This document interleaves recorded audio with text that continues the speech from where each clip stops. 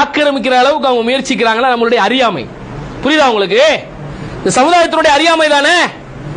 எங்கெங்கெல்லாம் வக்ஃப் சொத்து இருக்குதுன்னு எந்த இஸ்லாமியனுக்கு தெரியும்? 800 ஆண்டுகள் இந்தியாவை ஆண்டவர்கள் என்ற பெருமை மட்டும்தான் நம்ம கையில் இருக்கு.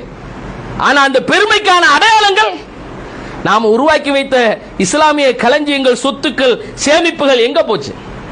எங்க போச்சு? எவ்வளவு சொத்து இருக்கு தெரியுமா? ஆனா இந்த முஸ்லிம்கள் தான் இன்னைக்கு எப்படி இருக்கும்? கையேந்தி நிக்கிறோம். நம்ம ரொம்ப ஏழ்மை வறுமை கீழே வாழ்றோம்னு இன்னைக்கு சில ஸ்டாட்டிஸ்டிக்ஸ் சொல்லுது.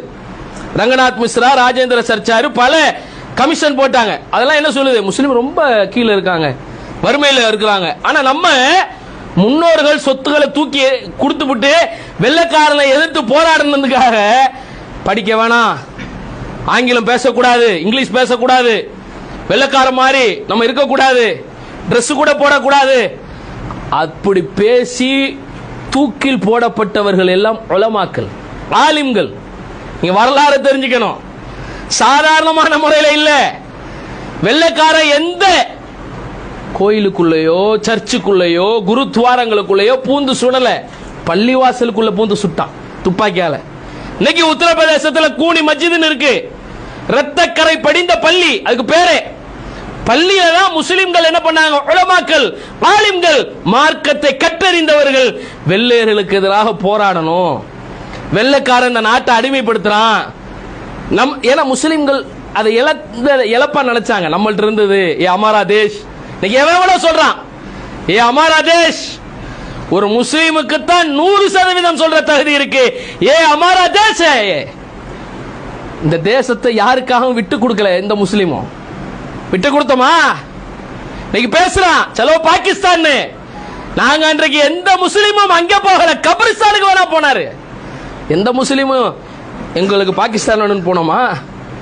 இந்த நாட்டை விரும்பி நேசித்து இந்த நாட்டுக்காக உயிரை கொடுத்து சொத்தை கொடுத்து படிப்பை இழந்து எல்லாத்தையும் தூக்கி கொடுத்து இந்த நாட்டின் அடையாளமாக இருக்கிற இஸ்லாமியர்களான நாம இன்றைக்கு இப்படி இருக்கிறோம்னா நம்முடைய அறியாமை.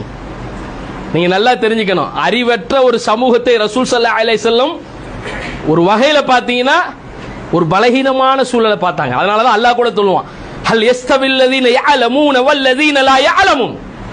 ஒருத்தர் இல்மை கற்றவர் கல்லாதவர் சமமாக மாட்டார், ஈக்குவல் ஆக முடியாது. இல்மை கற்றுக்கொள்ளுங்க, படிங்க, அதிகமாக தெரியுங்க, சரியான வகையில பயணிக்க கற்றுக்கொள்ளுங்க.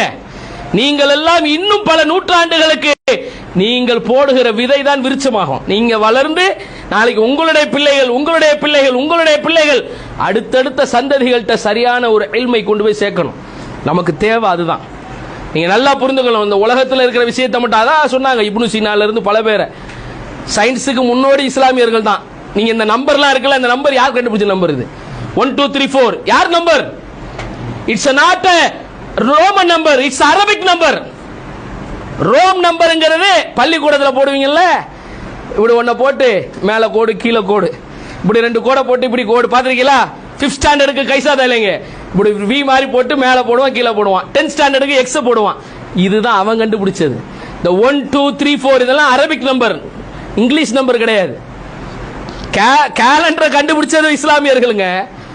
உமர் பின் கத்தாப் ரலியல்லாஹு ஆட்சி காலத்துல தான் இந்த ஹிஜ்ரி நாட்காட்டியினுடைய அவசியத்தின் புரிதல் வருது.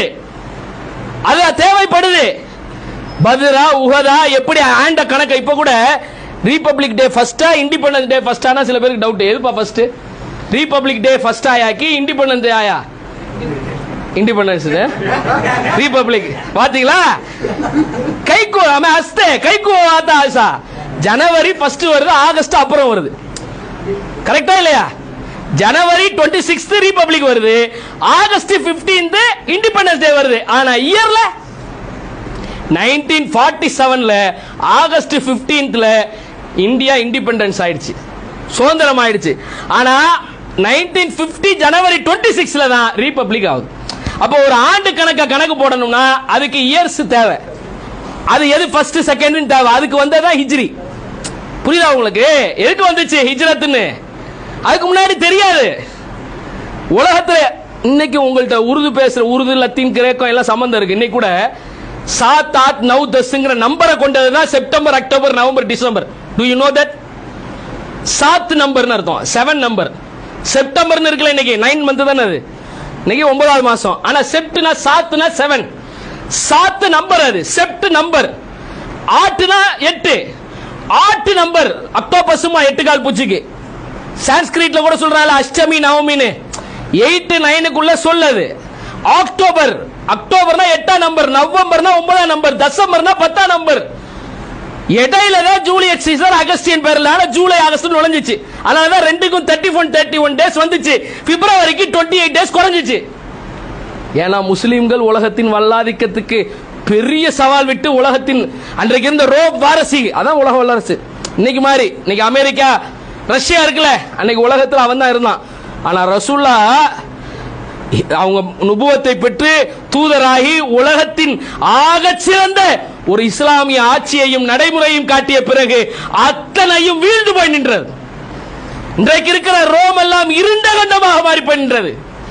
இன்றைக்கு இருக்கக்கூடிய மொரோக்கோவில் இருந்து பல்வேறு ஸ்பெயின் வரைக்கும் இஸ்லாம் ஆதிக்கம் செலுத்தியது உலகத்தை.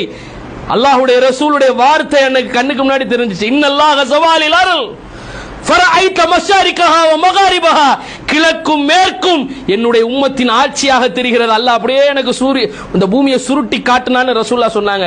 அப்படித்தான் முஸ்லிம்கள் உலகத்தில் மேலெழும்பி நின்றாங்க. அதுதான் ஹிஸ்டரி, வரலாறு. ஏன்னா மாசம் கூட தெரியாம இருந்தாங்க இவங்க.